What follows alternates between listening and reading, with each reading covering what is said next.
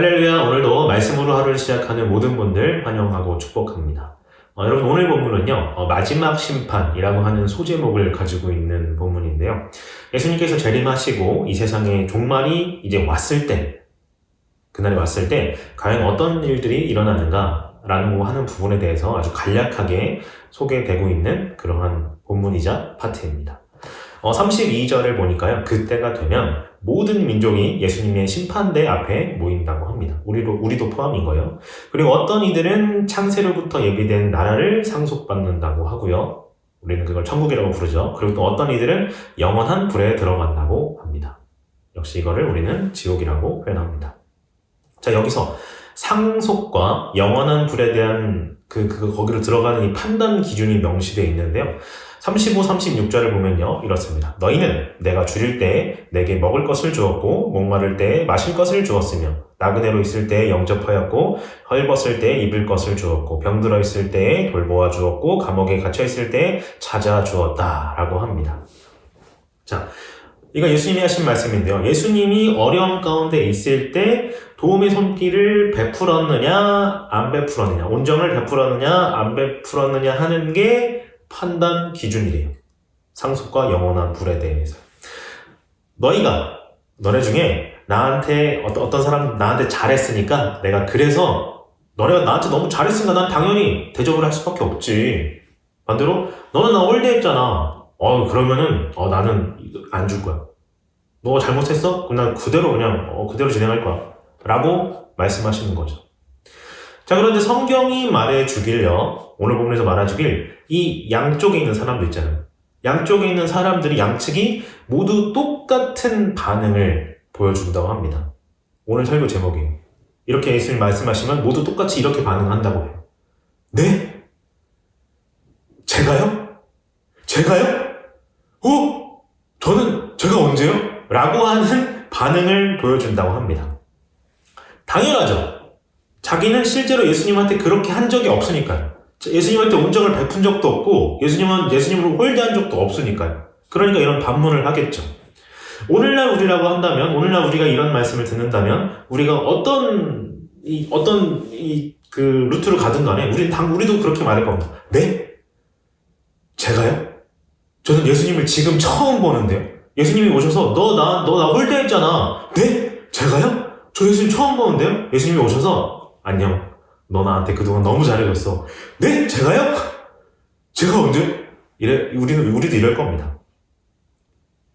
자, 그런데 다시 넘어와서 이 양측에 대한 예수님의 답변도 동일하다고 합니다.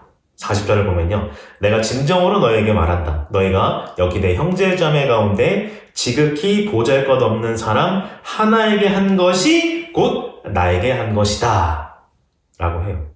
여기 내 형제자매라고 지칭되는 보잘것없는 그 무리에게 한 그 행동이 바로 예수님께 한 행동이라고 하는 겁니다. 반대로 이 보잘것없는 무리에게 베풀지 않았으면, 홀대했으면 예수님께도 베풀지 않은 거고 예수님께도 홀대한 거예요. 왜냐하면 굉장히 중요한 진리인데요. 그만큼 예수님은 자신과 자신의 자신의 사람들을 동일시 여기기 때문입니다. 다시 한번 말씀드립니다.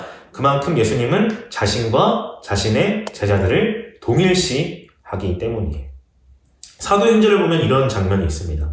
당시에 이 사울이, 아직 회개하지 않은 사울이 그리스도인이라면은 남자든 여자든 남녀노소 할 것 없이 닥치는 대로 잡아다가 죽이겠다 라고 하면서 씩씩거리면서 막 동네방네 막 사람들 잡아내고 있었습니다.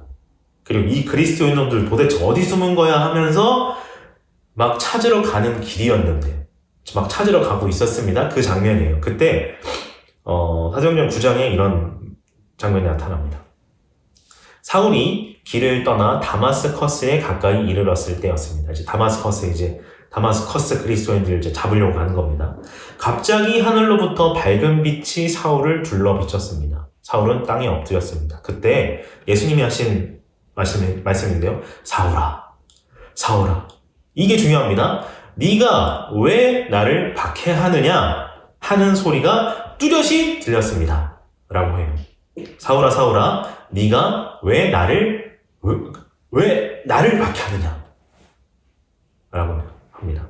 예수님이 사울에게 나타나셔서 예수님이 막 그리스도인을 박해하고 있는 사울에게 가서 사울아 너 왜 내 사람들 박해하니? 너 왜 내 사람들 이렇게 못살게 굴어? 라고 하지 않으시고 너 왜 나를 박해하니? 너 왜 나 못살게 구니? 라고 물으셨다는 거예요.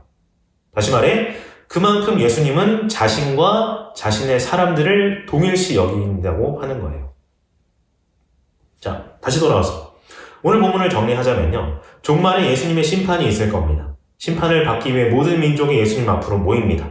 그리고 특정 판결에 따라 천국과 지옥으로 이제 길이 나눠지게 되는데요.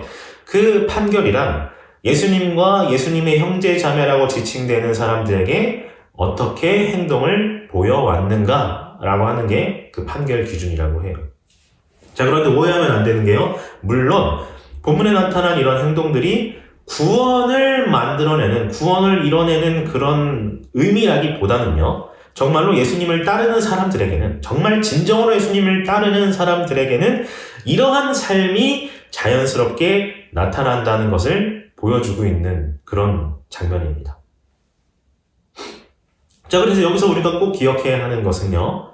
나 잘 되는 일은요. 나 잘 되는 일은 결국 내가 사람을 어떻게 대하고 있는가에 달려있다고 하는 겁니다.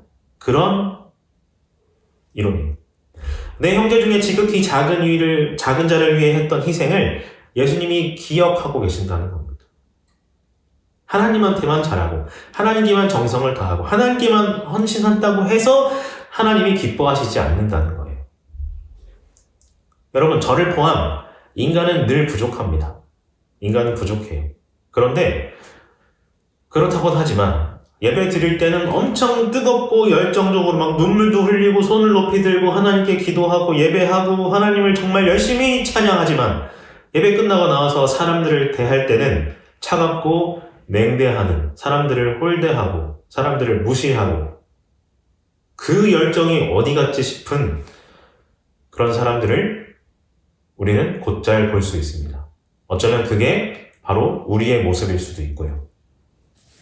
분명한 건 그러한 모습은 예수님을 온전히 영접한 그런 모습은 아니라는 데 가깝다는 겁니다.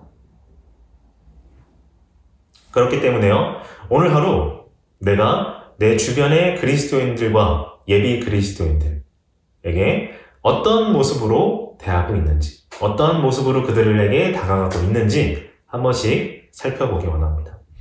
내가 하나님을 얼만큼 사랑하고 얼만큼 하나님을 위하고 하나님께 얼마나 순종하고 있는지 바로 그 지점에서 우리가 알 수 있습니다.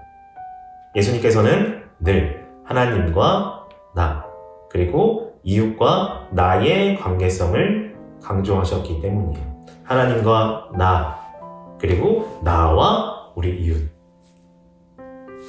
이 시간 함께 기도하며 나아가기 원하는데요.